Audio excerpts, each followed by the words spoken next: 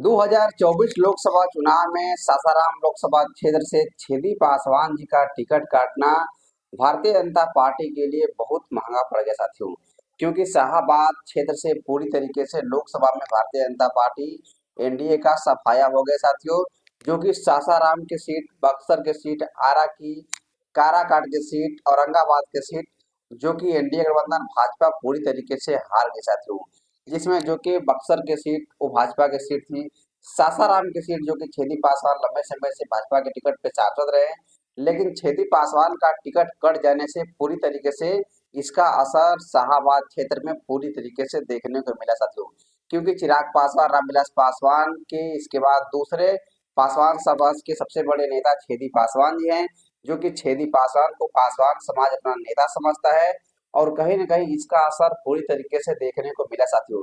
शाहाबाद में भारतीय जनता पार्टी का पूरी तरीके से सफाया हो गया और छेदी पासवान का टिकट काटने की यही वजह है कि पासवान समाज पूरी तरीके से नाराज होकर महागठबंधन को वोट किए साथियों। वही बता दें कि सासाराम सीट पर कांग्रेस से मनोज कुमार जी जीत गए चुनाव।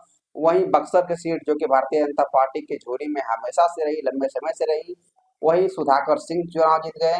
वही बता दें काराकाट हो, औरंगाबाद की सीट हो, आरा की सीट हो, ये पूरी तरीके से भारतीय जनता पार्टी का इधर सफाया हो गया साथियों। क्योंकि रामविलास पासवान के बाद दूसरे सबसे बड़े नेता हैं पासवान समाज के छेदी पासवान, और छेदी पासवान को भारतीय जनता पार्टी ने टिकट काटकर सबसे बड़ी गलती कर दी साथियों। क्योंकि शाहाबाद में पूरी तरीके से सफाया हो गया एनडीए गठबंधन भाजपा का साथियों। और कहीं न कहीं अगर भारतीय जनता पार्टी छेदी पासवान को दरकिनार करती है तो भारतीय जनता पार्टी का शाहाबाद में पूरी तरीके से विधानसभा में भी सफाया हो जाएगा साथियों। तो कहीं न कहीं भारतीय जनता पार्टी इस पर पूरी तरीके से मंथन करे, विचार करे और छेदी पासवान को कहीं न कहीं उचित जगह, उचित सम्मान दे साथियों। क्योंकि पासवान समाज पूरी तरीके से नाराज चल रहा है भारतीय जनता पार्टी से। क्योंकि छेदी पासवान जो पासवान समाज के दूसरे सबसे बड़े नेता है रामविलास पासवान के बाद, तो वो छेदी पासवान है साथियों। छेदी पासवान के बेटे हैं रविशंकर पासवान जी, जो कि एमएलसी का भी चुनाव लड़ चुके हैं कैमूर रोहतक से। और कहीं न कहीं भारतीय जनता पार्टी इन परिवारों को अगर उचित सम्मान देती है तो पासवान समाज पूरी तरीके से मजबूती के साथ भारतीय जनता पार्टी के साथ खड़ा हुआ साथियों।